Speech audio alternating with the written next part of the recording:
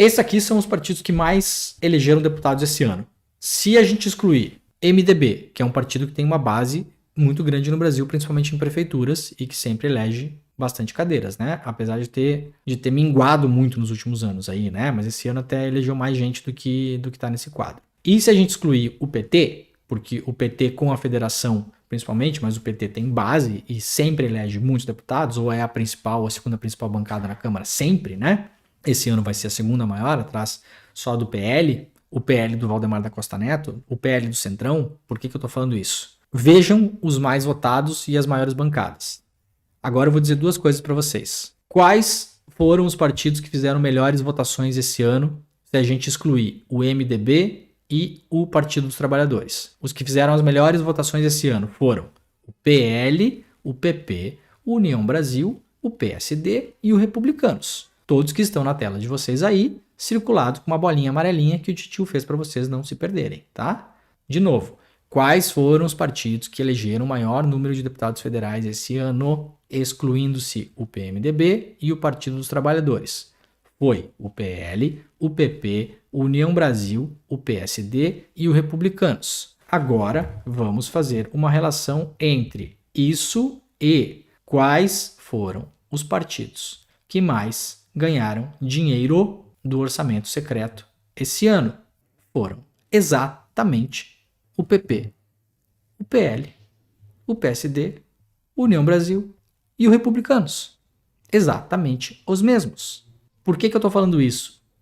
Existe um cálculo no Brasil feito em 2014 por um jornalista, cientista de dados, já falecido, chamado Cláudio Weber Abramo. O Cláudio Weber Abramo, ele fez um estudo muito completo que foi publicado em 2014. O link está na newsletter, para quem assinar e acessar, está aí o link.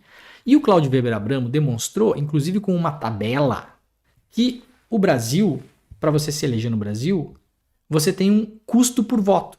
Então ele fez os cálculos de quanto cada deputado, cada prefeito, cada senador, cada governador precisou gastar na campanha para se eleger, então os que foram eleitos, quanto gastou e quanto custou cada voto. Então, qual é a relação entre eleição e dinheiro gasto na eleição? Ela é total. Quanto mais dinheiro você gasta, mais votos você ganha. Essa é a tabela que o Cláudio Weber Abramo fez. Se você quiser virar governador no Acre, você tem que pegar o número de votos que você precisa para ganhar a eleição, preciso de tantos mil votos, e multiplicar por R$16,83. Então você sabe que, isso aqui, claro, um cálculo de 2010 teria que ser atualizado, mas a fórmula matemática é a mesma.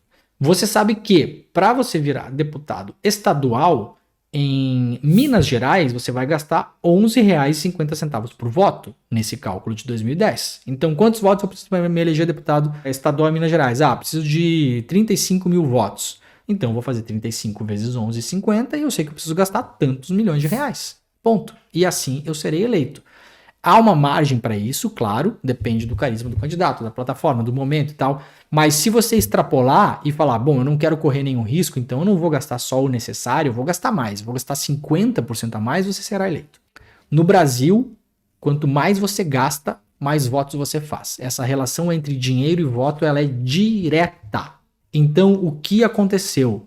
O que foi o orçamento secreto, que é o orçamento secreto e o que será o orçamento secreto, porque está aprovado para 2023, estará vigente no governo Lula ou no próximo governo Bolsonaro, não esqueçam disso, tá? O orçamento secreto é uma institucionalização da compra de votos no Brasil. O orçamento secreto é você pegar dinheiro que está nos ministérios, que está na mão do governo, do executivo e não na Câmara, não no Senado.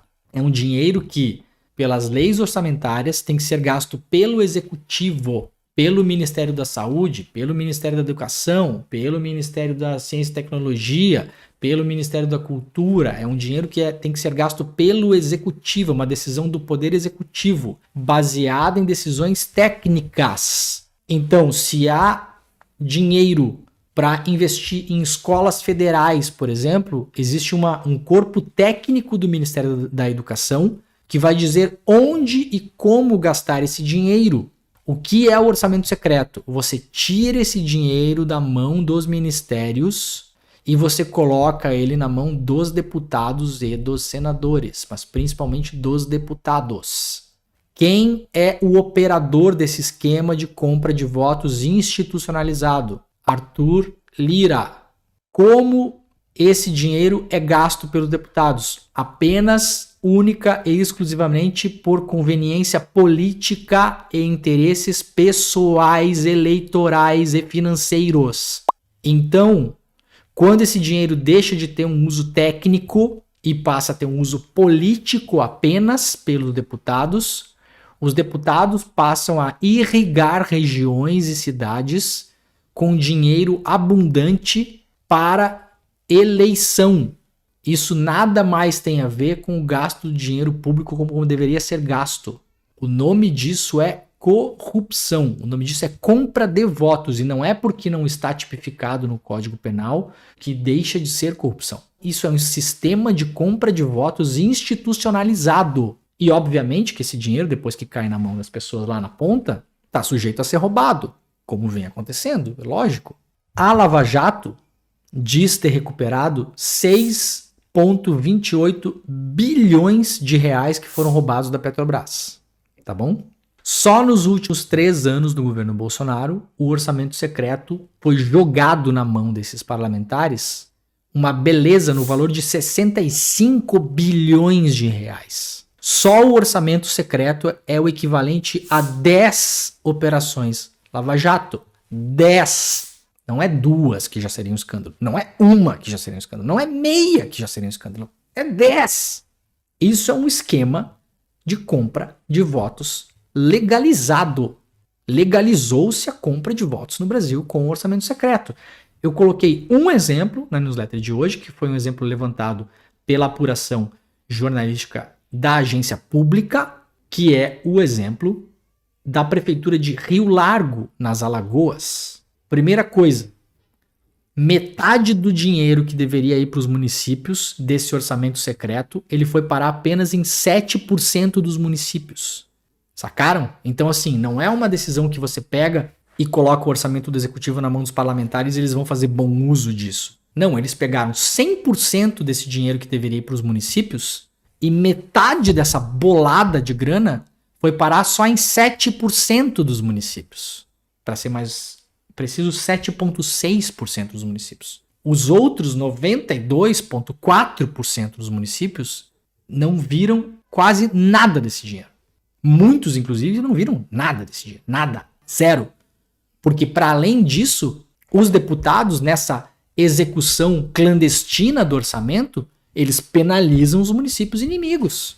Então, se o município de Rio Largo, cujo prefeito é o Gilberto Gonçalves, que é um aliado do Arthur Lira, né, vai receber uma puta de uma grana e recebeu 15 milhões em emendas no orçamento só em 2021, obviamente o município vizinho, onde o Arthur Lira não tem aliados, não vai receber nada. Então as prefeituras inimigas, entre aspas, elas são punidas. Mas não são as prefeituras que são punidas, é a população local que é punida. É o povo que é punido. É a senhorinha lá que não tem luz dentro de casa. Ela que é punida, que vai continuar sem luz dentro de casa, porque o dinheiro não vai chegar. E não vai chegar porque não tem uma definição técnica que aquele dinheiro tem que ir para aquele lugar para colocar luz na casa das pessoas. Não, há uma definição política que tem que se colocar 15 milhões na mão do Gilberto Gonçalves, lá de Rio Largo, nas Alagoas, e esse dinheiro vira o quê? Vira isso que eu falei na newsletter hoje. Qual foi o efeito do investimento do orçamento secreto assinado pelo Arthur Lira na cidade do prefeito Gilbertinho? O Arthur Lira foi o deputado federal mais votado no município. Fez quase 20% dos votos. Que coincidência, não é mesmo? A Gabi Gonçalves, que é filha do prefeito da cidade, que é do mesmo partido do Arthur Lira, progressistas, fez 24% dos votos para deputada estadual. Foi eleita na cidade. Enquanto o Lula, nas Alagoas, fez 56% dos votos, o Lula, na cidade do Gilbertinho, com o dinheiro do Arthur Lira, fez 50%. O Bolsonaro, nas Alagoas, fez 36% dos votos. Na cidade do Gilbertinho, fez 41%. Agora vocês multipliquem esse esquema em milhares de municípios no Brasil todo. Então, fechando o raciocínio, não há que se falar em PL bolsonarista. Não há que se falar em deputados bolsonaristas eleitos esse ano. O que houve no Brasil foi uma compra de votos institucionalizada. O Brasil partiu para o gangsterismo político ao vivaço, na nossa cara. É isso que está acontecendo. É isso que aconteceu. Isso é um problema muito maior para além dessa eleição. Muito maior para além dessa eleição. Seja lá o partido que estiver no poder. Tá bom, gente? É isso, né? A trancos e barrancos chegamos no final do programa.